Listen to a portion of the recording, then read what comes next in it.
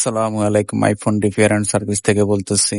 আমাদের কাছে এক কাস্টমার একটা S23 নিয়ে আসছে, ডিসপ্লে গ্রিন লাইন ইস্যু। তো উনি আসছে অরিজিনাল ডিসপ্লে চেঞ্জ করতে। তো আমরা বললাম যে ভাই অরিজিনাল ডিসপ্লে লাগাইলে তো আবার গ্রিন লাইন চলে আসবে।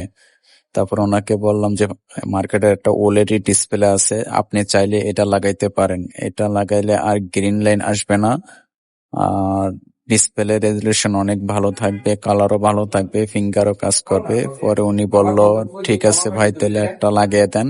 কিন্তু ওনাকে লাগাইতে যায় দেখি যে আমাদের কাছে হোয়াইট কালার ডিসপ্লে শেষ হয়ে গেছে, ব্ল্যাক কালার আছে। পরে কাস্টমারকে দেখাইলাম, পরে বলল ঠিক আছে তাহলে আমাকে ব্ল্যাকটাই লাগিয়ে দেন। তাই আমরা অলমোস্ট ডিসপ্লেটা লাগানোর শেষ পর্যায়ে। এখন আমরা ব্যাটারিটা খুলে নিব। কাস্টমার আমাদের সামনেই দাঁড়িয়ে আছে, ওনার সামনে আমরা কাজটা করতেছি।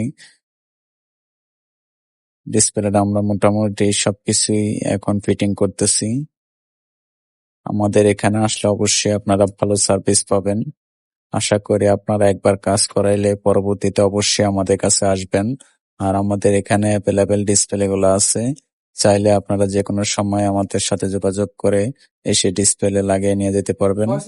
আর একটু সাবধানে ইউজ করতে হবে, শুধু হাত থেকে না পড়লে এই ডিসপ্লে গুলা কিছু হবে না। একটু সাবধানের সাথে ইউজ করতে হবে যাতে হাত থেকে না পড়ে। অলমোস্ট সবকিছু কমপ্লিট করে ফেললাম, কিন্তু ওনার যে ব্যাকশেলটা সাদা কালার, পরে কাস্টমার বলে যে ভাই ব্যাকশেলটা তো সাদা। পরে বললাম যে ভাই আপনি তো ব্যাক কভার ইউজ করবেন, তাহলে ওইভাবে আর বোঝা যাবে না, ইউজ করতে পারবেন অনেকদিন।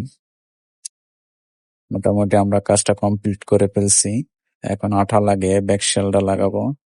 আঠাটা লাগানোর সময় অবশ্যই সাবধানতার সাথে লাগাইতে হবে, কারণ যাতে ক্যামেরাতে আঠা না পড়ে।